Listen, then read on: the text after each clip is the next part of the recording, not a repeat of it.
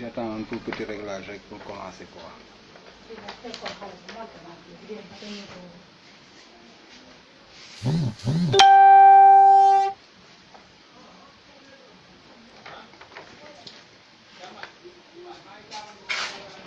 Bonsoir. Bonsoir chers étudiants. Bonsoir chers élèves. Bonsoir donc l'ensemble des personnes qui nous suivent donc sur la chaîne Marketing TV Monde. Aujourd'hui, j'avais promis donc de faire un cours portant sur le régime de l'entrepôt industriel. Mais je m'en vais vous dire tout de suite que pour mieux comprendre le régime de l'entrepôt industriel, il faut d'abord étudier les deux composantes qui le constituent, à savoir le régime de l'entrepôt de stockage, d'une part, que j'ai déjà développé le dimanche passé, et d'autre part le régime de l'admission temporaire normale. Pourquoi je parle donc de l'entrepôt de stockage et de l'ATN pour parler de l'entrepôt industriel? Je dois faire comprendre donc aux auditeurs que l'entrepôt industriel a été conçu pour apporter un remède aux insuffisances conjuguées, d'une part, du régime de l'entrepôt de stockage qui nous offre la possibilité de stocker, mais qui nous interdit la faculté de transformer. Donc il y a un manquement de ce côté. D'autre part, il y a ce qu'on appelle le régime de l'admission temporaire normale, ou encore appelé régime du perfectionnement actif, si vous voulez. Alors là, on nous autorise d'effectuer une transformation, mais on n'a pas la possibilité de stocker. Donc en ATN, on transforme, mais on ne stocke pas. En entrepôt de stockage, on ne stocke, mais on ne transforme pas. Maintenant, lorsque les industriels sénégalais ont demandé à l'administration des douanes de leur permettre d'avoir une situation juridique leur autorisant d'avoir la faculté d'importer, de stocker, de transformer et ensuite de transformer au fur et à mesure de leurs besoins, la douane maintenant, pour répondre à cette exigence, n'a rien fait sinon donc combiner les deux régimes, l'entrepôt de stockage plus ATN. Ainsi, l'entrepôt de stockage donc peut être défini comme étant un régime qui permet l'importation en suspension des droits et taxes destiné donc en suspension des droits et taxes, destiné à subir une transformation, un complément de main-d'œuvre ou une ouvraison préalablement à sa mise à la consommation. Je répète, l'entrepôt industriel autorise l'importation de marchandises d'origine étrangère en suspension des droits et taxes et destiné à subir une transformation, un complément de main-d'œuvre ou bien une ouvraison préalablement à sa réexportation. Je me fais comprendre. Donc pour mieux cerner le régime de l'entrepôt industriel, il faut d'abord étudier donc les deux composantes. D'une part, l'entrepôt de stockage qui nous permet de stocker et d'autre part, le régime de l'admission temporaire normale qui nous permet donc de transformer. C'est pourquoi donc j'ai préféré, avant de vous parler de l'entrepôt industriel, de donc vous présenter le régime de l'admission temporaire normale. Mais avant d'aborder donc le sujet portant sur l'admission temporaire normale, il faut d'abord qu'on soit d'accord sur qu'est-ce qu'on entend par admettre un produit temporairement. Que signifie l'admission temporaire? Alors, admission temporaire, comme son nom l'indique, admettre un produit temporairement, importer un produit pendant une durée bien déterminée. Qu'est-ce que je dois ajouter maintenant pour avoir une définition au sens douanier du terme? Donc je dois me poser la question, du fait qu'il y a une admission temporaire, on a importé un produit d'origine étrangère pendant une durée bien déterminée. La première question que je me pose, pourquoi ce produit a été importé? Et la réponse serait de deux choses l'une. Soit je l'ai importé dans le cadre d'une utilisation en l'état. Si je dis en l'état, ça veut dire que cette marchandise admise temporairement ne doit pas subir de transformation, ni un complément de main-d'œuvre, ni une ouvraison durant son séjour. On dit que la marchandise donc est admise temporairement en l'état. Le fait de dire marchandise importée en l'état signifie de manière générale le volet passif. Quand on dit le volet passif dans le régime de l'admission temporaire, on fait allusion donc à l'utilisation du produit donc en l'état. Deuxième utilisation, on peut importer temporairement un produit maintenant pour lui faire subir une transformation, un complément de main-d'œuvre ou bien une ouvraison. Et là, on parle donc du volet actif.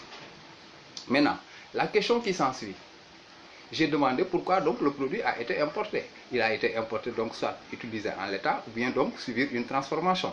Mais à quelle fin? À l'expiration du délai, de séjour. Quelle serait donc la finalité de ce produit? Quelle est la destination réelle donc de ce produit? On nous dit qu'il soit utilisé en l'état ou bien qu'il subisse une transformation. L'essentiel en est que la finalité donc de cette admission temporaire, c'est la réexportation. Donc pour me résumer et vous donner une définition claire, entendez par admission temporaire toute situation qui autorise l'importation d'une marchandise d'origine étrangère. Comment?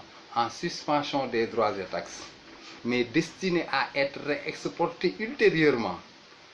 En l'état, c'est le volet passif, destiné à être réexporté ultérieurement en l'état. Le produit est utilisé en l'état. Ou qu'on leur fasse subir au préalable une transformation, un complément de main-d'œuvre ou bien une ouvraison. Ça, c'est le volet actif. Ainsi, pour expliquer, je peux dire donc que l'admission temporaire débouche sur deux utilisations. On admet temporairement avec le volet passif ou on admet temporairement avec le volet actif. Mais quelle que soit l'utilisation du produit, la finalité, la vocation réelle du régime de l'admission, c'est la réexportation. Donc, admission temporaire, admettre un produit temporairement, c'est donc l'importer en suspension des droits et taxes et destiné à être réexporté ultérieurement en l'état ou après avoir subi une transformation, un complément de main-d'œuvre ou bien une ouvraison. Maintenant, dans cette définition globale, donc on a deux volets. Il y a le volet passif et le volet actif. Dans le volet passif maintenant, si vous dites admission temporaire, il y aura des difficultés parce qu'on ne sait pas est-ce que le produit sera utilisé en l'état ou bien il sera utilisé donc dans le cadre d'une transformation. C'est pourquoi on nous dit cette situation ne manque pas de soulever certaines difficultés, surtout lorsqu'il s'agit maintenant d'aborder l'étude des modalités techniques d'imputation du régime. Maintenant, comment faire pour contourner ces difficultés? On nous dit, il suffit tout simplement, on va essayer tout simplement d'analyser et de dissocier les deux composantes principales donc de ce régime-là. Il s'agit donc du volet passif et du volet actif. Alors, qu'est-ce qu'on entend donc dans le volet passif? Le volet passif donc regroupe les situations qui nous autorisent donc à utiliser la marchandise en l'état. Exemple, quand vous faites une importation de véhicules, généralement, ce sont les véhicules qui circulent donc avec les plaques d'immatriculation rouge, blanc ou vert, jaune, où on a l'habitude d'écrire TT ou bien en vert, jaune, on écrit IT, ONG, etc. Ça, c'est les véhicules donc admis sous le régime du passif. On dit admission temporaire et on attribue maintenant un qualificatif. Admission temporaire exceptionnelle. Si la marchandise donc admise temporairement s'agit d'un véhicule, on parle de l'admission temporaire exceptionnelle. S'il s'agit également, si l'importation porte également sur des emballages, on parle de l'admission temporaire exceptionnelle. Mais toujours dans ce volet passif, j'ai la faculté d'importer un engin, un matériel destiné maintenant à exécuter des travaux incontestables d'utilité publique. Comme pour la réalisation de l'autoroute Ila Touba, les engins donc qu'on importe sont admis sous le régime de l'admission temporaire et on met le qualificatif spécial. Admission temporaire spéciale et ouvert donc à quel type de produit? À une certaine catégorie de produits destinés à la réalisation des travaux incontestables d'utilité publique. Construction d'une route nationale, construction d'un port, construction d'une université, en tout cas un bien public. On parle de l'admission temporaire spéciale. Voilà le premier volet, le volet passif. Donc on distingue là-bas deux régimes. Admission temporaire exceptionnelle qui est ouvert à la fois aux véhicules et aux emballages. Et ensuite vous avez le deuxième régime donc du volet passif, le régime de l'admission temporaire spéciale qui est ouvert à une certaine catégorie de matériel destiné pour la réalisation donc des travaux incontestables d'utilité publique. Maintenant, dans l'autre volet qu'on appelle le volet actif, là où on effectue une transformation, un complément de main-d'œuvre ou bien une ouvraison. Dès l'instant que vous faites une opération de transformation, complément de main-d'œuvre ou bien une ouvraison, le qualificatif qu'il faut attribuer à l'admission temporaire, c'est ce qu'on appelle l'admission temporaire normale. Maintenant, pourquoi on l'appelle le régime du perfectionnement actif? Le régime du perfectionnement actif n'est pas propre au régime de l'AT. Vous voyez même à travers donc ces explications, il y a le volet passif, là où la marchandise est utilisée à l'état, mais également il y a le volet actif, là où la marchandise subit une transformation. Donc dans le lot des régimes suspensifs, qu'est-ce qu'on entend par régime du perfectionnement actif? Ils sont deux, les régimes. Il y a le régime de l'entrepôt industriel, parce que là-bas également, on effectue une transformation, un complément de main-d'œuvre, ou bien une ouvraison. C'est un volet actif. Parce que dans le lot des entrepôts, il y a l'entrepôt de stockage, le volet passif, utilisé en l'état, l'entrepôt industriel, là où la marchandise subit une transformation, c'est le volet actif. Donc si on parle de régime du perfectionnement actif à l'import, on sous-entend deux régimes. Le régime de l'admission temporaire normale et le régime de l'entrepôt industriel qu'on appelle perfectionnement actif. Bref, bon, maintenant qu'il s'agisse de admission temporaire normale ou admission temporaire à perfectionnement actif ou bien ATO, parce que j'ai un collègue, un ami d'ailleurs que je salue au passage, M. Kébé, il est à l'IPD, et lui, il traduit admission temporaire par ouvraison ATO. Mais qu'il s'agisse de ATO, qu'il s'agisse de ATN, qu'il s'agisse donc de ATN avec perfectionnement actif, quelle que soit l'appellation, on va se regrouper tous sur la définition, le champ d'application, les conditions d'utilisation, les modalités techniques d'imputation et l'appurement du régime. Donc, que vous le dites ATPA, ATN, ATO, c'est la même chose. D'accord? Mais je voulais tout simplement vous montrer la source donc de ce mot actif. Actif, c'est lié par exemple à l'activité de la transformation, complément de main-d'œuvre ou une ouvraison. Donc, tout régime où on peut exercer cette opération de transformation, une opération de transformation d'un complément de main-d'œuvre ou bien d'une ouvraison est un régime donc actif. C'est pourquoi on dit de manière générale les régimes du perfectionnement actif dans le lot des régimes suspensifs à l'import, il s'agit de l'ATN et de l'entrepôt industriel. Maintenant, venons-en au sujet, au chapitre du jour, l'admission temporaire normale. Si on vous demande de donner la définition de l'admission temporaire normale, il faut avoir l'intelligence de revenir maintenant sur la définition d'ordre général. Dans cette définition d'ordre général, on a cité le volet passif et le volet actif. Donc, si on me demande maintenant de donner la définition du volet actif, alors il me suffit donc d'éliminer le volet passif. Pour ainsi dire, admission temporaire normale, c'est toutes les situations qui autorisent l'importation d'une marchandise d'origine étrangère destinée à être réexportée ultérieurement après avoir subi une transformation, un complément de main-d'œuvre ou bien une ouvraison. Je répète, l'admission temporaire normale ou le régime de l'admission temporaire du perfectionnement actif ou bien ATO autorise l'importation de marchandises d'origine étrangère en suspension des droits et taxes et destinées à être réexportées ultérieurement après avoir subi une transformation, un complément de main-d'œuvre ou bien une ouvraison. Voilà la définition du régime de l'ATN. Maintenant, après l'avoir défini, il faut maintenant essayer de comprendre quel est le champ d'application du régime de l'ATN. Dans ce champ d'exercice, on s'interroge sur deux éléments. Premièrement, quelles sont les personnes ayant droit? Qui a le droit d'exploiter le régime de l'ATN? Premièrement. Et deuxièmement, on va s'interroger sur quelles sont les marchandises qui peuvent faire l'objet d'admission temporaire normale ou bien admission temporaire du perfectionnement actif. Alors, pour répondre donc à la première question, quelles sont les personnes autorisées? Si on parle de transformation, complément de main-d'œuvre, ouvraison, avant donc de pouvoir travailler sur le régime, il faudrait que donc la personne soit outillée.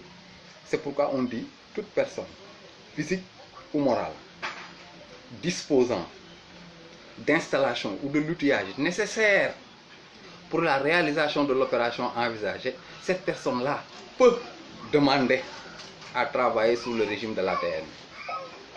Là, on met en évidence donc la notion de compétence au sens strict du terme.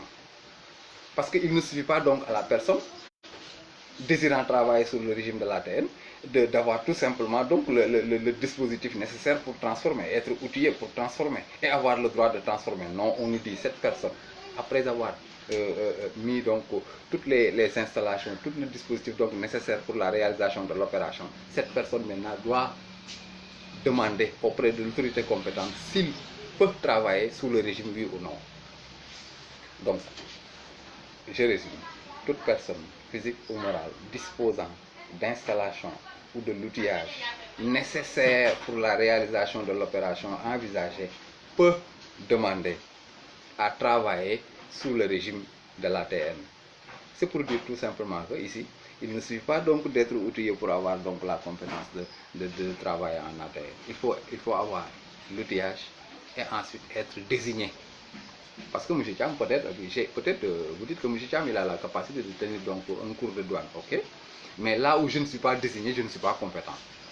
Donc ici, la notion de compétence ne se résume pas tout simplement à être donc outillé. La personne, il ne suit pas donc tout simplement qu'il soit un industriel capable de transformer.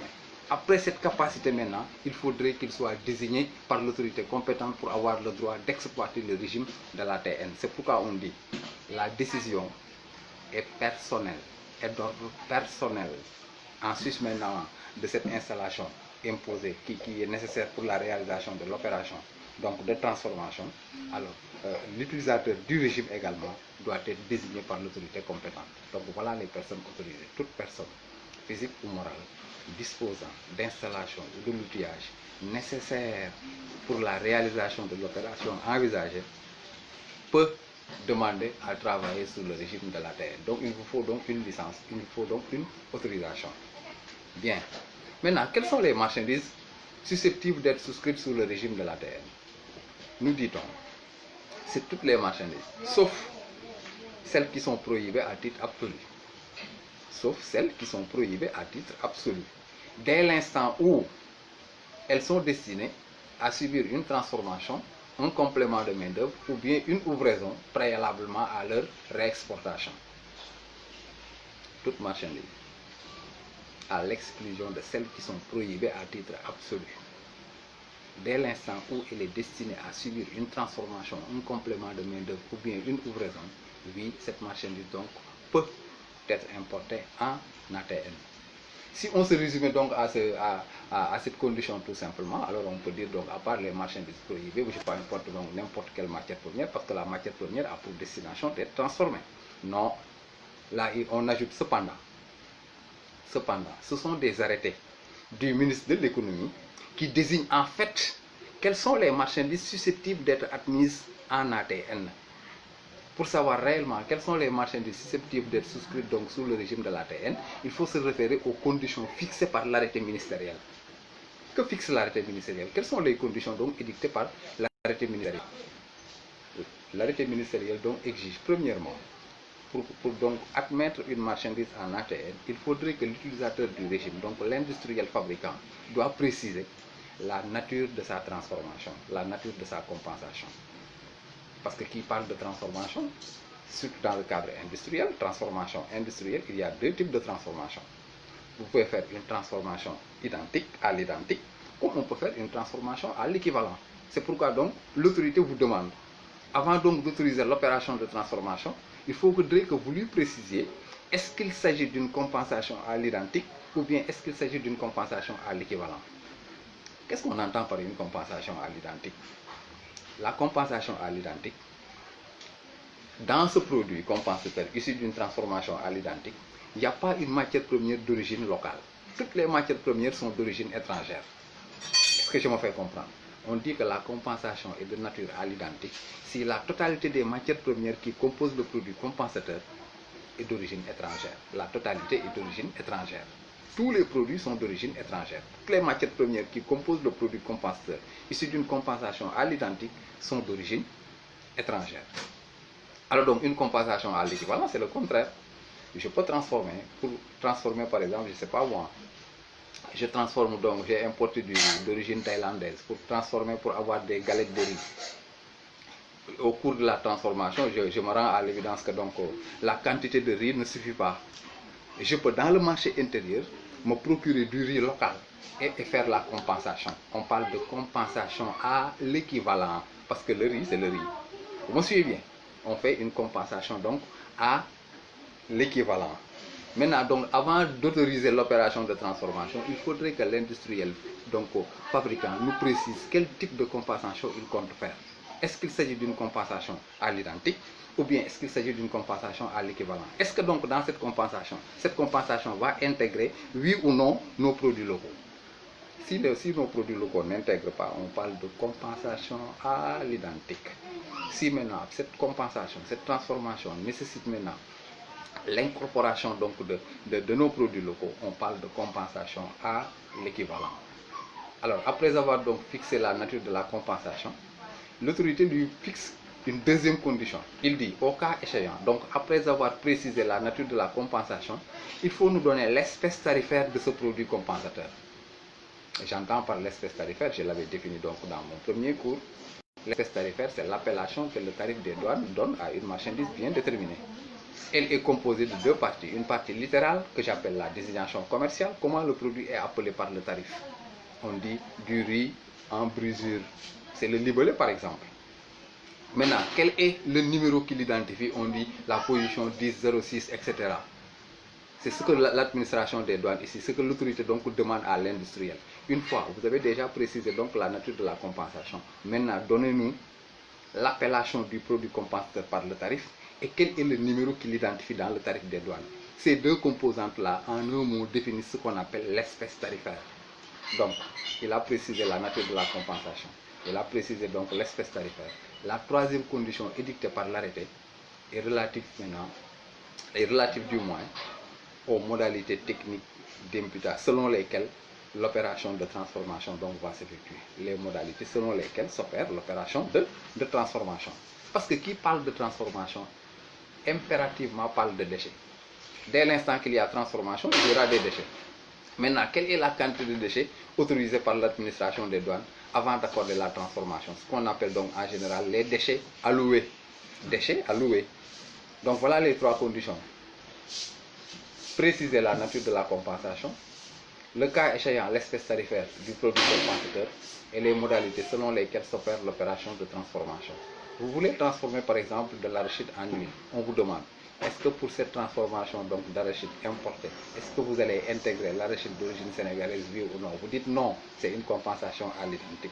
Vous dites oui, c'est une compensation à l'équivalent. Donc il faut nous préciser, il s'agit de quel type de compensation. Si vous dites à l'identique, alors vous devez nous donner la position tarifaire donc de l'huile à l'identique. Et le numéro qui l'identifie est l'appellation, ce qu'on appelle l'espèce tarifaire.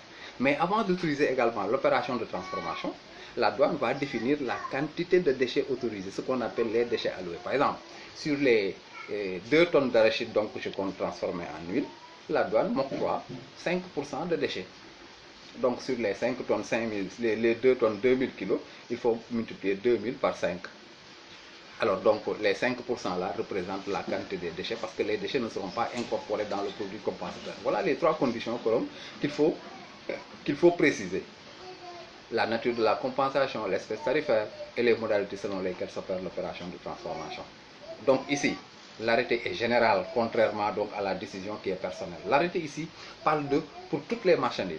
Dès l'instant que vous définissez la nature de la compensation, l'espèce tarifaire, la quantité de déchets définie, la marchandise peut accéder. Mais pour les personnes, il ne suffit pas tout simplement d'être outillé, mais il faut que vous soyez donc autorisé par l'administration des douanes ou l'autorité donc compétente, comme on dit de manière générale. Donc voilà le champ d'exercice du régime de l'ATN. Les personnes autorisées et les marchandises maintenant qui peuvent faire l'objet d'une souscription en ATN.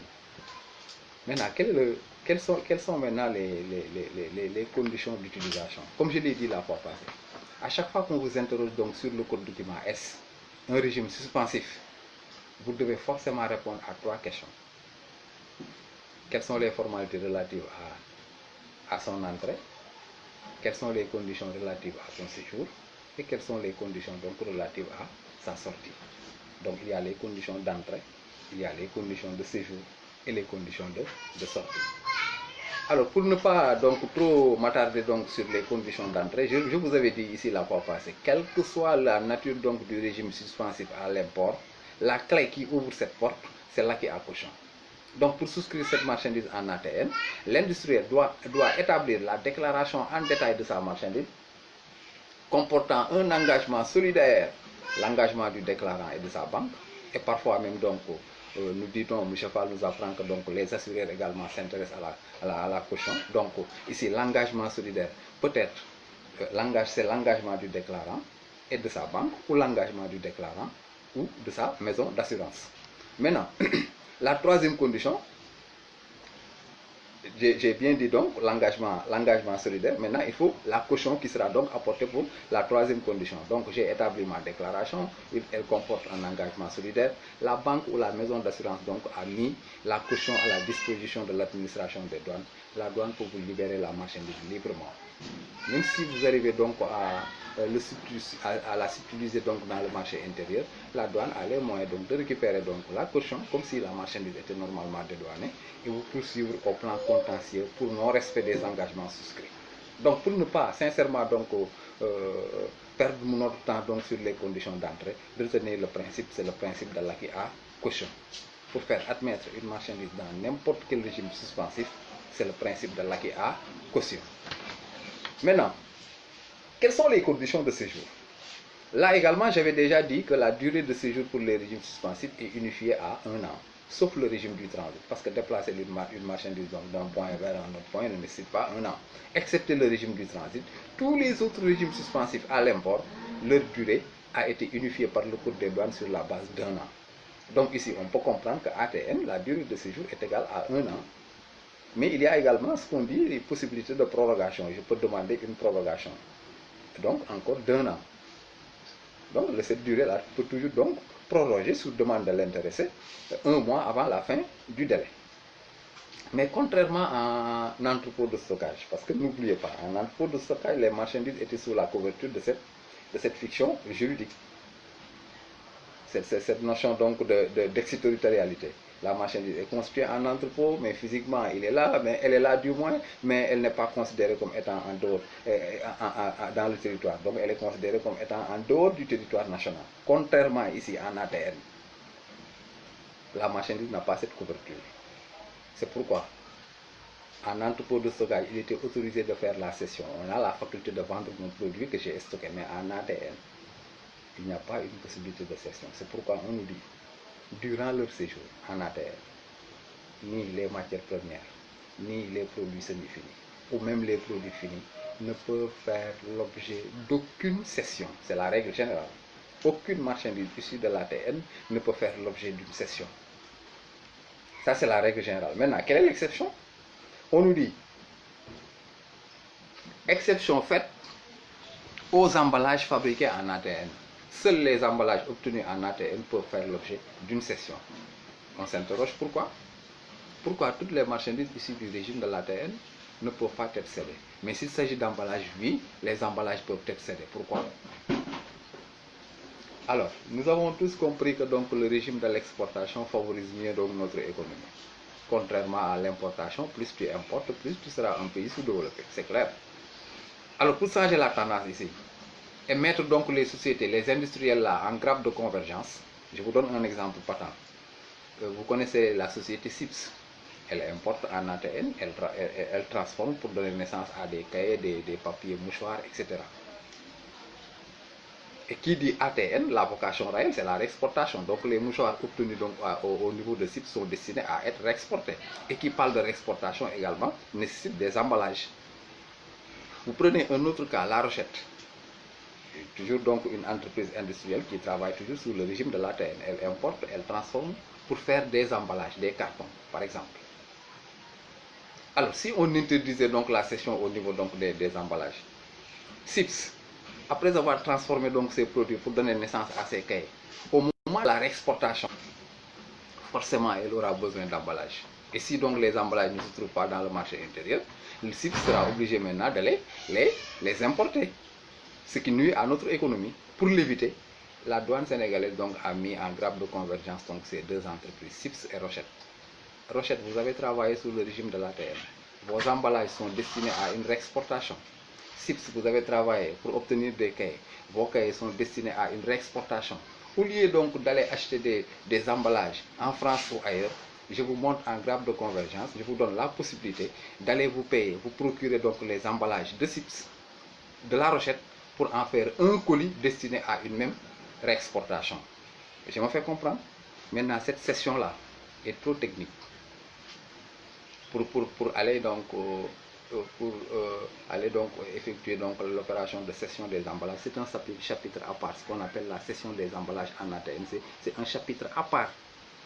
Parce que pour faire la cession, il n'y a que 3 bénéficiaires, il n'y a que 3 personnes qui peuvent donc acheter ces emballages-là en ATN, sous douane.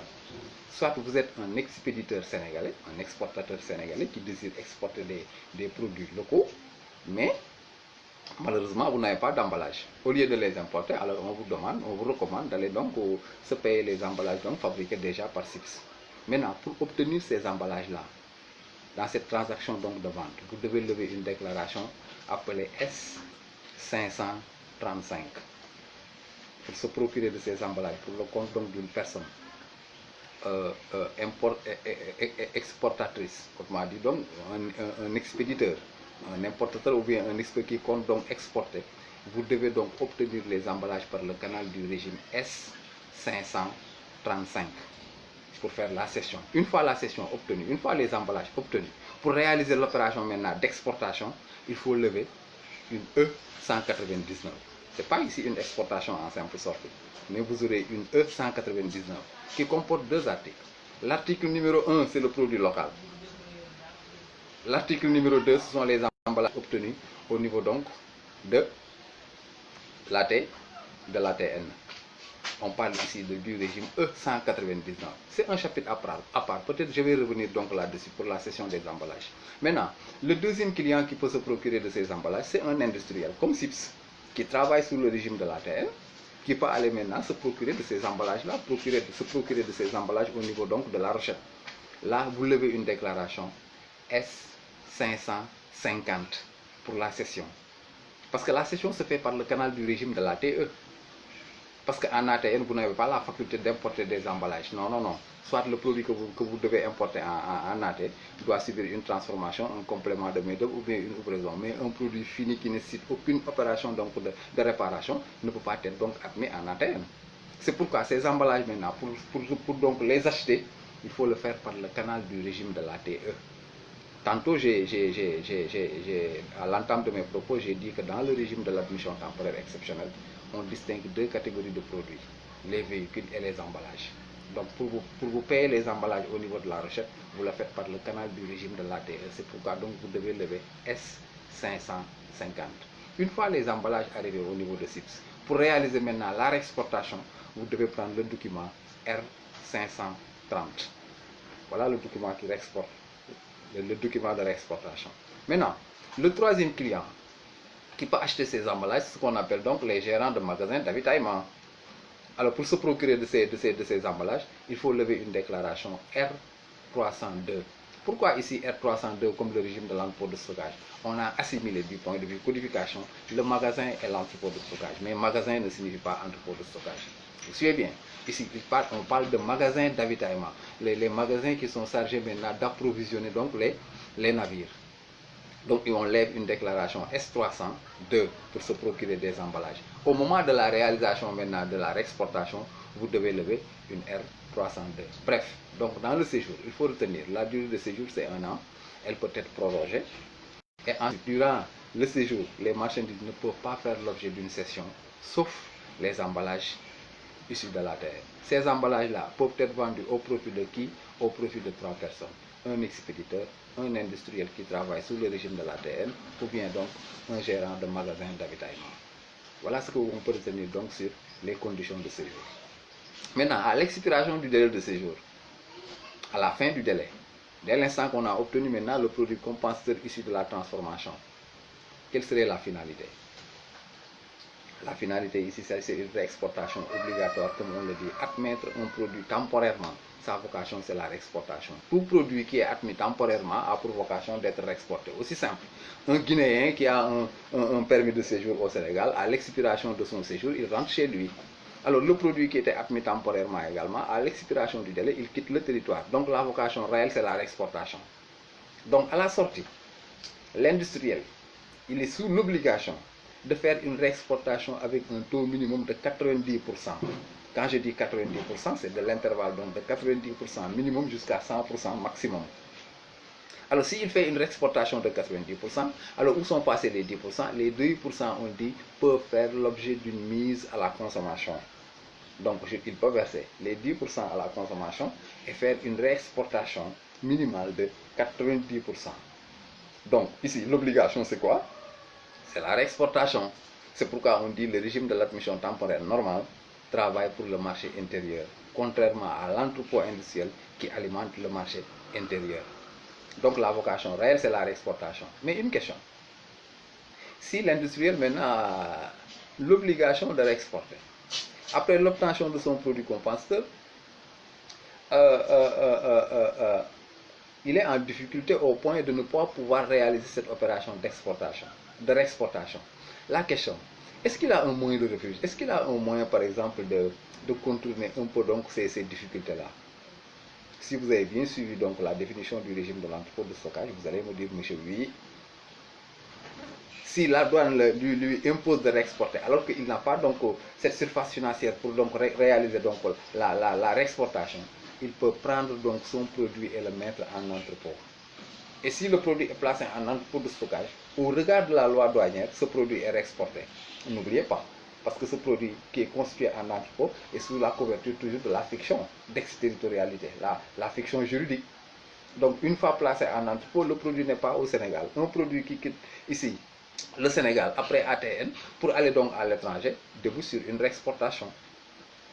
Donc je dis, quelles sont donc les conditions de sortie? Soit le produit issu donc du régime de l'ATN peut faire l'objet d'une réexportation obligatoire de 90% et une mise à la consommation maximale de 10%. Maintenant, s'il n'a pas la possibilité de réexporter, il peut placer son produit donc en entrepôt de stockage et l'assimiler à une réexportation. Ce qu'il y a lieu de comprendre ici, la constitution du produit en entrepôt de stockage maintenant nous fait distinguer deux cas de mise à la consommation et deux cas de réexportation. Je m'explique. Pour le premier cas, j'ai obtenu mon produit compensateur, je verse les 10% à la consommation et je réexporte les 90%. La mise à la consommation découle d'une admission temporaire. J'ai importé, j'ai mis en admission temporaire, j'ai transformé et ensuite j'ai nationalisé. J'ai versé à la consommation. La mise à la consommation vient tout juste après la sortie d'admission temporaire. Là, on parle de mise à la consommation, ensuite d'admission temporaire. La forme est directe. Et le document, c'est le C502. La codification du régime, c'est C502. Pourquoi? Parce que la forme est directe. C'est une mise à la consommation, ensuite d'admission temporaire normale. Après importation, la déclaration est codifiée sous le régime C502. Alors, les 90% qui font l'objet d'une réexportation, la réexportation également découle de l'ATN. Alors, on parle de réexportation directe et la codification, c'est le R530. Donc, pour la forme directe, pour la mise à la consommation, c'est C502. Pour la réexportation, forme directe, vous avez R530. D'accord? Mais si toutefois, avant de réexporter ou de verser à la consommation, l'industriel avait donc préféré constituer son produit en entrepôt de stockage a priori. À l'expiration maintenant du délai d'entreposage, il est toujours sous l'obligation de réexporter. Alors, s'il réexporte les 90% et verse les 10% à la consommation, alors on a plus donc la même mise à la consommation et la même réexportation. Parce que dans le premier cas, on avait parlé d'une mise à la consommation après ATN, mise à la consommation du moins, ensuite d'admission temporaire normale, après importation. Entre l'ATN et la mise à la consommation, il n'y avait pas une situation intermédiaire. Par contre, dans le deuxième cas aussi, dès l'instant que le produit est souscrit en entrepôt de stockage, vous allez dire maintenant mise à la consommation, ensuite d'entrepôt de stockage, après ATN. Donc, entre la mise à la consommation et l'ATN, il y a la situation intermédiaire de l'entrepôt de stockage. C'est pourquoi on dit la forme est indirecte. Mise à la consommation, ensuite d'entrepôt de stockage, la forme est indirecte. Et la codification, ça sera C302. D'accord? Maintenant, pour ce qui est de la réexportation, réexportation ensuite d'entrepôt de stockage après ATN, là, vous parlez de R302. Donc, il y a deux cas de mise à la consommation et deux cas de réexportation. Mise à la consommation et une réexportation directe, forme directe. Et d'autre part, vous avez une mise à la consommation et une réexportation qui revêt donc une forme indirecte. Alors maintenant, avant d'aborder les modalités techniques d'imputation, comment on taxe et comment on va trouver le montant des droits de taxe, ici, il faut s'interroger maintenant sur le nombre d'articles à dédouaner, la disposition des articles à dédouaner. C'est essentiel. Parce que, en général, je m'adresse aux déclarants et je m'adresse également aux chefs de transit, ceux qui font la formation de chefs de transit et les déclarants en douane. tu peux résoudre donc l'exercice comme ça en régime sur une note de détail, trouver le poids brut, le poids net, frais, l'assurance. Mais si on vous demande maintenant de l'insérer dans la déclaration, là c'est autre chose. C'est une autre technique. Alors maintenant, pour comprendre comment les insérer, d'abord il faut trouver le nombre d'articles. Quel est le nombre d'articles que je dédouane? Si vous trouvez le nombre d'articles que vous dédouanez, maintenant il faut voir comment je vais les disposer donc dans ma déclaration en détail. D'accord? Donc que ça soit une mise à la consommation directe, une mise à la consommation indirecte, je vais vous donner donc la méthodologie donc de taxation. Méthodologie. Que la forme soit directe, je dis, ou bien que la forme soit indirecte. Que vous travaillez avec le régime C502 ou bien C302. Alors ce qu'ils ont en commun, ce sont les dispositions communes. Ici, ce que j'appelle donc la méthodologie. Alors on doit s'interroger sur le nombre d'articles à dédouaner. Comment peut-on savoir le nombre d'articles à dédouaner? J'ai importé une matière première, du riz, que j'ai transformé en galettes de riz. À la sortie, j'ai donc des galettes de riz. Combien d'articles donc j'aurai à dédouaner?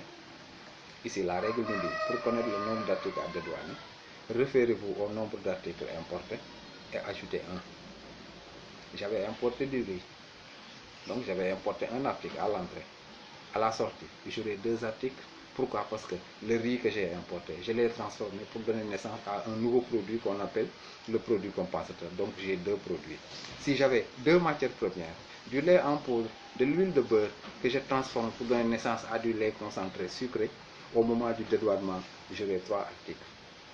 L'huile de beurre, le lait en poudre, les deux matières premières que j'ai importées, plus maintenant le nouveau produit qui est né qu'on appelle le lait concentré sucré. Donc pour me résumer, pour connaître le nombre d'articles à dédouaner suite à TN, il faut se référer au nombre d'articles à l'entrée plus 1. D'accord? Maintenant, une fois les articles à dédouaner donc dénichés, identifiés, comment on va les disposer dans la déclaration en détail? Hier, M. Fall nous a fait donc l'exposé de la déclaration en détail avec les trois segments. Segment général, segment des données spécifiques à la marchandise et le segment donc des données récapitulatives. Maintenant ici, comment les insérer? Premièrement, quel est l'article que vous devez déclarer en premier lieu? C'est l'article que vous pouvez représenter devant la douane. Le riz, vous ne pouvez plus donc le présenter à la douane. Le riz a été transformé. Pour donner naissance à quoi? Galette de riz. Donc on dédouane galette de riz. Article 1. On déclare le produit compensateur.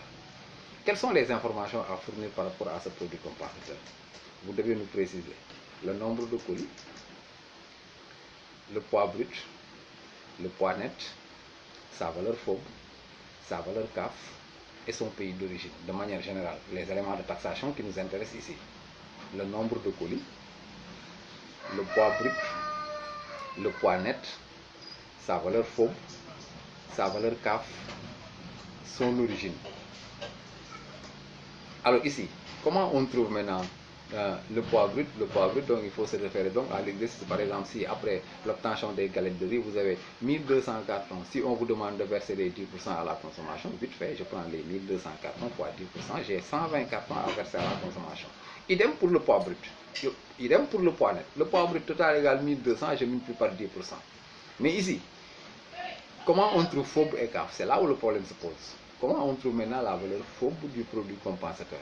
Comment on trouve la valeur CAF de ce produit compensateur? Ici, on nous dit, pour trouver la valeur FOB, donc ici, il faut comprendre que la valeur FOB du produit compensateur traduit tout simplement quelle est la valeur de la matière première qui se trouve être incorporée dans le produit compensateur. Quelle est la valeur de la matière première incorporée dans le produit compensateur, ou bien quelle est la valeur des matières premières incorporées dans le produit compensateur, s'il est composé de deux ou plusieurs matières premières. S'il est composé d'une seule matière première, il faut donc déterminer quelle est la valeur de la matière première qui se trouve être incorporée dans le PC. Donc comment je trouve FOB? J'écris FOB du PC égale la valeur CAF normale. Et ici, pourquoi j'ajoute normal? CAF normal, je n'ai pas dit CAF, hein. CAF, c'est la valeur globale importée. Par exemple, sur mes 2 tonnes d'arachide là que j'avais importé, c'était 5 millions, je ne sais pas. 1 million, je ne sais pas. En tout cas, voilà, 1 million. J'ai importé 1 million. Mais lorsque vous faites une transformation, on avait parlé des déchets, non? Avant d'autoriser la transformation, il faudrait que la douane vous alloue donc des déchets. Si on nous a alloué 5% de déchets, on m'a alloué 5% donc de 1 million.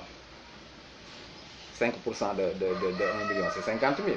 Donc vous aurez là-bas 950 000 qui représentent la valeur normale. Donc entendez par la valeur normale, la valeur totale de la matière première, moyennant les déchets autorisés par l'administration des douanes. Parce que les déchets ne sont pas incorporés dans le produit compensateur. Donc la valeur donc, de ces déchets ne peut pas être calculée dans le PC. C'est pourquoi donc, il faut revenir ici sur ce qu'on appelle la valeur CAF normale. Valeur CAF normale qui découle donc du taux de rendement normal. Parce que si la douane vous octroie 5% de déchets sur un 100% importé, la quantité totale c'est 100%. La douane vous octroie les 5%. Quel est le taux de rendement normal? C'est 95%. Ce taux de rendement normal multiplié par la valeur CAF de la matière première importée vous donne la valeur CAF normale reconnue par l'administration des douanes. Et je me répète, pour trouver la valeur donc faux bout du PC, vous devez prendre la valeur CAF normale de la matière première ou la valeur CAF normale des matières premières qui le composent, le tout maintenant multiplié par le pourcentage autorisé. Parce que ici dans l'intervalle, le pourcentage de la mise à la consommation, je l'ai défini. On a dit il faut verser à la consommation 10% maximum. Donc de 0 à 10, je peux verser à la consommation. Si on me demande de verser 2%, c'est 2%, 4%, c'est 4%. Ce que je ne peux pas donc verser à la consommation plus de 10%. Donc pour donner une formule d'ordre général, je dis, je prends la valeur CAF de la matière première ou la valeur CAF des matières premières, le tout multiplié par le pourcentage autorisé dans l'exercice. Si c'est 10%, je prends 10%, si c'est 9, je prends 9, si c'est 4, je prends 4. Mais vous ne pouvez pas sortir de l'intervalle de 0 à 10. Donc c'est comme ça qu'on trouve la valeur FOB du PC. Et comment on trouve maintenant la valeur CAF du PC? La valeur CAF du PC, il faut se référer à la facture. Celui qui a fabriqué le produit, il a déjà calculé donc le coût et tout ça, le prix de vente. Il établit donc le prix du produit compensateur donc sur la facture. Donc qu'est-ce que je fais? Je prends la valeur facture du PC multipliée par le pourcentage autorisé. Donc pour me répéter, je prends le nombre de colis obtenus multiplié par 10%. Le poids brut obtenu multiplié par 10%. Le poids net multiplié par le pourcentage autorisé. Je ne dois même pas dire pourcentage, 10%, je dois dire le pourcentage autorisé. Vous prenez le nombre de colis du PC, multiplié par le pourcentage autorisé dans l'exercice. Alors, pour chercher donc le poids net également, vous prenez la quantité nette totale du PC multipliée par le pourcentage autorisé. Pour trouver maintenant la valeur FOB du PC, vous devez prendre la valeur CAF normale de la matière première, s'il est composé d'une seule matière première, ou la valeur CAF normale des matières premières, s'il est composé de deux ou plusieurs matières premières, multiplié par le pourcentage donc défini dans l'exercice, le pourcentage autorisé. Alors, pour trouver maintenant la valeur CAF du PC, vous vous référez tout simplement à la facture. Vous prenez la valeur facture du PC multipliée par le pourcentage autorisé. Ça vous donne la valeur CAF. Maintenant, quelle est l'origine du PC? Alors, si on se résume donc à la définition d'ordre général, l'origine donc d'un produit, c'est le pays où le produit a été fabriqué, récolté ou extrait du sol. Ici, le produit a été fabriqué où? Au Sénégal, donc il est d'origine sénégalaise. Donc je mets origine, je mets local, origine, Sénégal. Maintenant, est-ce que le produit sera taxé, oui ou non? Pour deux raisons, vous n'avez pas le droit de taxer ce produit compensateur. Je dis bien pour deux raisons. La première raison, si on vous dit de nationaliser, mettre à la consommation veut dire nationaliser le produit. Le produit, il est né au Sénégal, il est d'origine sénégalaise. Pourquoi donc le nationaliser à nous? Il est d'origine nationale. Donc la mise à la consommation ne rime pas avec un produit qui est d'origine nationale. Quand on dit mise à la consommation, on taxe sur une partie étrangère, sur la valeur étrangère. Mais on ne peut pas taxer sur une valeur locale en parlant de mise à la consommation. Mise à la consommation veut dire nationaliser le produit, donner donc ce produit la nationalité sénégalaise. Mais le produit, il est né au Sénégal, il est d'origine sénégalaise. Il n'a pas besoin donc de demander la nationalité sénégalaise. Il est déjà sénégalais. Une des raisons pour ne pas taxer le PC. La deuxième maintenant raison, le PC est une valeur mixte. Elle est composée de deux valeurs distinctes. La valeur de la matière première est d'origine étrangère. C'est une valeur étrangère alors. Le coût de la transformation qu'on appelle ici la main-d'œuvre sénégalaise est une valeur locale.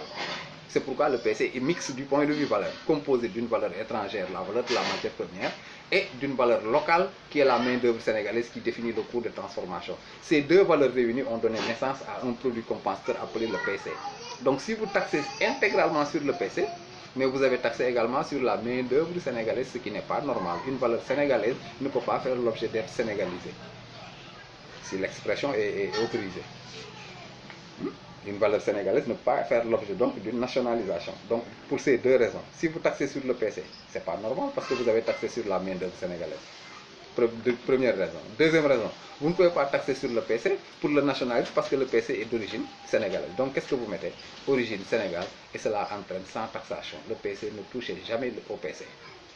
Maintenant, quels sont les articles qui suivent? Vous mettez article numéro 2 et suivant. Je dis article numéro 2 tout court si le PC est composé d'une matière première. Mais article numéro 2 et suivant, les autres matières premières feront l'objet de dédouanement. Autant de matières premières, donc que de nombre d'articles. C'est pourquoi je dis ici article numéro 2 et suivant. Si le PC est composé d'une seule matière première, je me limite à l'article numéro 2. Si le PC est composé de deux matières premières, c'est article numéro 3. Si le PC est composé de jusqu'à la limite de ces 11 articles que M. Fall nous a rappelé hier. D'accord? Donc ici, pour ce qui est maintenant de cette matière première, article numéro 2, là je vais définir, j'ai plus besoin du nombre de colis. Le nombre de colis et tout ça ne m'intéresse plus. Son poids brut également ne m'intéresse plus. Parce que ici, pourquoi le poids brut ne m'intéresse pas? Parce que si vous prenez un sac de riz que vous devez transformer, je ne pense pas que vous allez transformer le sac. C'est le poids net qui est transformé. Donc je n'ai pas besoin du brut. D'accord? Ici, je m'introduis donc sur le poids net, la quantité nette de matière première incorporée dans le produit compensateur. Quelle est l'origine de cette matière première? Quelle est la valeur FOB de cette matière première? Et quelle est la valeur CAF de cette matière première? Alors, pour ce qui est de la matière première, pour trouver donc la valeur FOB, vous prenez la valeur FOB normale. Si la valeur FOB, par exemple, de l'importation était égale à 1 million, FOB total, avant la transformation, c'était 1 million. La douane vous a alloué 5% de déchets. Donc les 950 000 sont considérés comme la valeur normale reconnue. Les 50 000 représentent les déchets. Donc quand je dis CAF normal, donc pensez donc au taux de déchets alloués. Donc je prends la valeur FOB normale. Donc je prends les 950 000 FOB normal multiplié par le pourcentage autorisé. Si la valeur FOB est 1 million, 1 million multiplié par le taux de rendement normal, si la quantité de déchets égale 5%, le taux de rendement normal égale 95. 95% de 1 million égale 950 000. 950 000 est appelé la valeur FOB normale. Maintenant, si je veux savoir quelle est la valeur FOB versée à la consommation dans le marché intérieur, je prends cette valeur FOB normale reconnue par la douane, multipliée par le pourcentage autorisé dans l'exercice. Si c'est 10%, vous prenez 10%, 2%. En tout cas, vous savez selon donc le pourcentage autorisé. D'accord? Pour la valeur CAF également, je tiens le même raisonnement. Je prends la valeur CAF de la matière première, CAF totale, multiplié par le taux de rendement normal pour obtenir la valeur CAF normale. Ce résultat obtenu, multiplié par le pourcentage autorisé, et vous aurez la valeur CAF normale. Maintenant, comment trouve-t-on donc la quantité nette? Je prends le poids net de l'importation, multiplié donc par le taux de rendement normal pour trouver la quantité normalement reconnue par l'administration des douanes. Une fois obtenu, vous le multipliez avec le pourcentage autorisé. D'accord? Donc que ça soit mise à la consommation directe ou mise à la consommation indirecte, C502 ou C302, il faut donc article numéro 1, le PC, article numéro 2 et suivant, les matières premières. Pour ce qui est du PC, il faut nous donner le nombre de colis, son poids brut, son poids net, sa quantité complémentaire, sa valeur FOB, sa valeur CAF, son origine et ne pas taxer. En ce qui concerne donc les matières, là où les matières premières, là vous devez préciser tout simplement la valeur FOB, la valeur CAF, le poids net, l'origine, et du fait que maintenant la matière première est d'origine étrangère, elle fera l'objet donc d'une taxation parce qu'elle nécessite d'être nationalisée. Maintenant, comment taxer? Maintenant, il faut revenir maintenant sur les formes de mise à la consommation. Je me suis fait bien comprendre. Pour récapituler, en cas de mise à la consommation, il faut bien distinguer. Est-ce que la forme est directe ou bien elle est indirecte? Qu'est-ce qui met en évidence la forme indirecte? On dit la mise à la consommation est dite indirecte lorsque le PC a été constitué préalablement en entrepôt de stockage avant sa mise à la consommation. Si dans la lecture de l'exercice, si dans le libellé de l'exercice, il y a entrepôt de stockage, alors le PC, s'il y a donc la constitution du PC en entrepôt de stockage, la mise à la consommation donc est indirecte. Si dans le libellé de l'exercice, après ATN, il n'y a pas entrepôt de stockage, alors ici on parle de mise à la consommation, la forme directe. D'accord? Maintenant, du point de vue taxation maintenant, là il y a une différence entre la forme directe et la forme indirecte. Parce qu'en douane, on se pose toujours la question à quel moment on doit taxer. Est-ce que je taxe selon les éléments en vigueur à la date d'entrée en AT, ou bien est-ce que je vais taxer en tenant compte des éléments qui sont en vigueur à la date de mise à la consommation? Là maintenant, il faut revenir sur la forme de mise à la consommation. Si on dit mise à la consommation, ensuite d'importation directe, ensuite donc d'admission temporaire normale, c'est la forme directe. J'importe, je transforme en ATM, j'obtiens le produit compenseur, on me demande de le nationaliser, c'est la forme directe, c'est le régime C502. Comment on taxe? Là, vous devez donc prendre la valeur. Si elle est libellée en devise, vous devez la convertir avec le taux en vigueur à la date d'entrée en ATM. Supposons à l'entrée 1 dollar égale 600. À la date de mise à la consommation, 1 dollar égale 650. Si vous devez taxer avec la forme directe, la valeur, vous devez donc la convertir avec 600, le cours de devise à l'entrée. D'accord? Donc la valeur se convertit toujours avec le taux à l'entrée, si la forme est directe. Maintenant, pour ce qui est des droits, à l'entrée, la matière première est taxée sur la base de DD1. À la sortie, c'est DD2. Sur quel droit je vais taxer? Alors là, on vous dit également, suivez la même logique, taxer avec le droit afférent à la matière première et qui est en vigueur à la date d'entrée. Maintenant, la quantité taxable, on nous dit, vous prenez également la quantité taxable à l'entrée. Donc, pour me résumer, pour une mise à la consommation, ensuite d'admission temporaire normale, forme directe C502, la taxation va se faire avec la valeur, les droits et la quantité afférent à la matière première et en vigueur à la date d'entrée en ATM. C'est clair. Mais par contre, si la forme est indirecte, c'est le contraire. Parce que dès l'instant que le produit est mis en entrepôt de stockage avec la fiction, la sortie d'entrepôt est assimilée à une importation. Le produit vient d'arriver au Sénégal, donc je taxe en vigueur avec les éléments en vigueur à la date de mise à la consommation. C'est le contraire de la forme directe.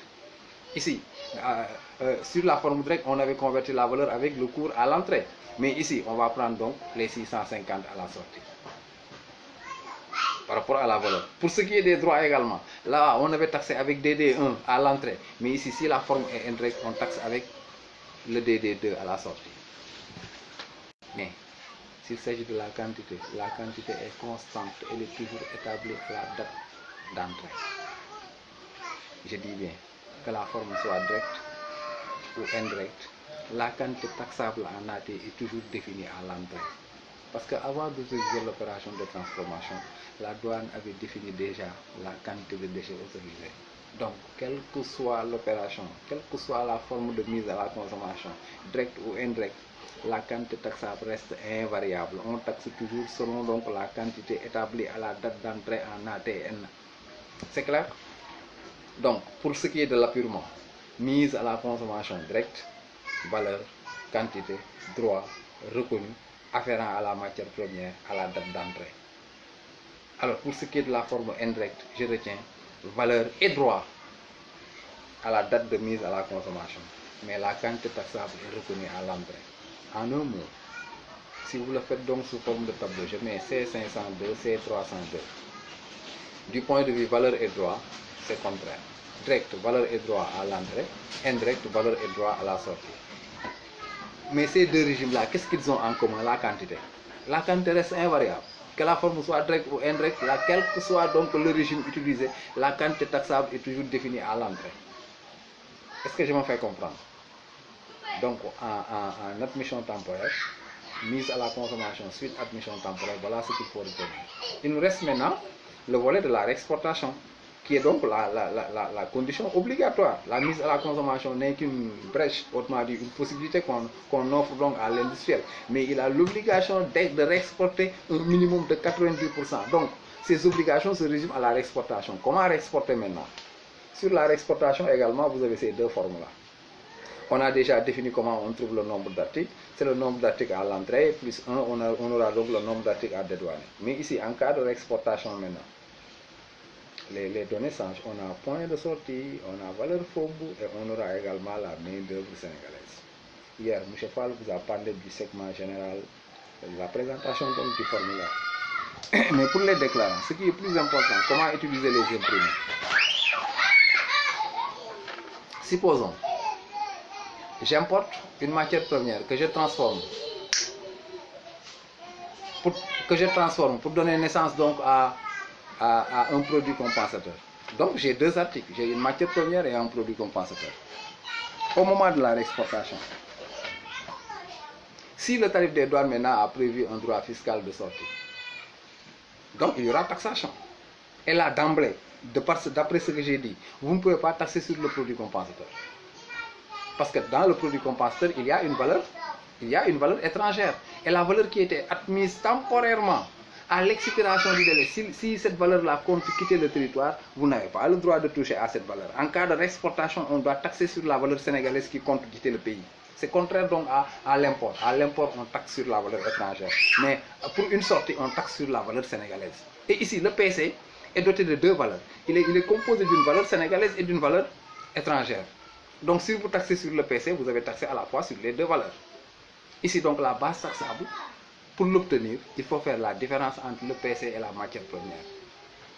Si vous calculez la valeur donc au cas normal de la matière première ou des matières premières, ôtée de la valeur du produit compensateur, ça vous donne la main-d'œuvre sénégalaise, la valeur que les Sénégalais ont ajoutée à ce produit, à cette matière première pour donner naissance à ce produit compensateur. Ce qu'on appelle la base taxable, cette main-d'œuvre sénégalaise-là.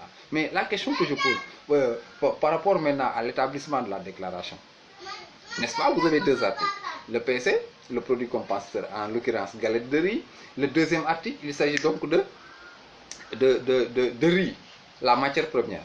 Alors, vous n'avez pas le droit de taxer sur la matière première parce qu'elle est d'origine étrangère. Elle quitte le pays, elle est dans son droit. Vous n'avez pas le droit non plus de taxer sur le PC. Parce que le PC comporte une valeur donc étrangère que vous n'avez pas le droit de toucher. Donc c'est pourquoi on vous dit que vous devez taxer maintenant sur la différence. Faites PC, moyen matière première, la valeur que les Sénégalais ont ajoutée va constituer la base taxable. D'accord? Alors maintenant, comment insérer ces éléments-là sur la déclaration? Vous aurez combien d'articles? On n'a que deux articles. Mais si, pour établir cette déclaration, vous aurez besoin de deux formulaires. Si vous le mettez sur un formulaire, je vous donne 0. En application pratique, le dossier sera rejeté. Donc il faut savoir également utiliser les imprimés.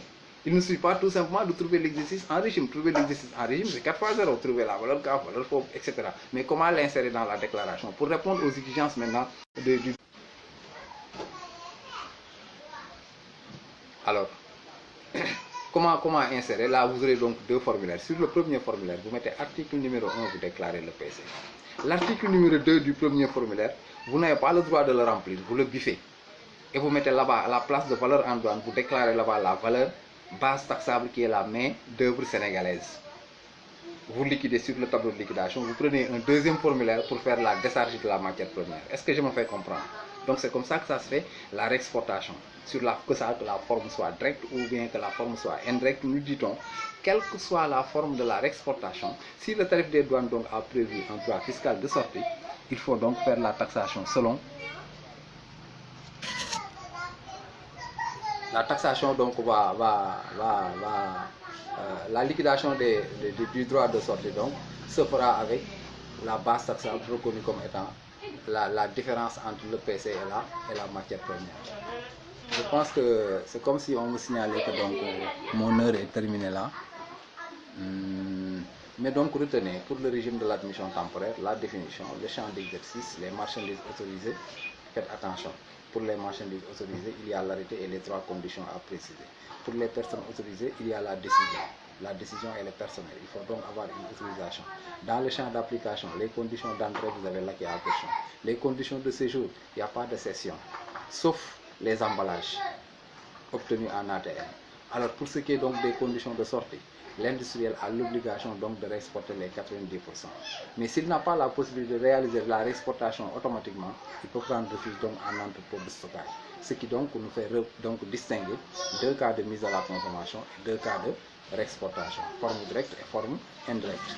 Maintenant, si la forme est directe pour la mise à la consommation, valeur, droit, quantité, afférent à la matière première à l'entrée. Si la forme est indirecte, valeur et droit à la date de mise à la consommation, la quantité à l'entrée. Pour ce qui est de la réexportation, dès l'instant que vous avez un droit fiscal de sortie, la taxation va s'effectuer. La taxation donc se fera avec l'imputation, donc les droits de taxe seront calculés sur la base donc de la main-d'œuvre sénégalaise. Vous prenez la valeur des matières premières ou de la matière première, ôtez de la valeur du produit compensateur pour obtenir donc la main-d'œuvre sénégalaise. Maintenant, pour ce qui est de la cession des emballages, ça fait l'objet donc d'un autre cours particulier. Ok?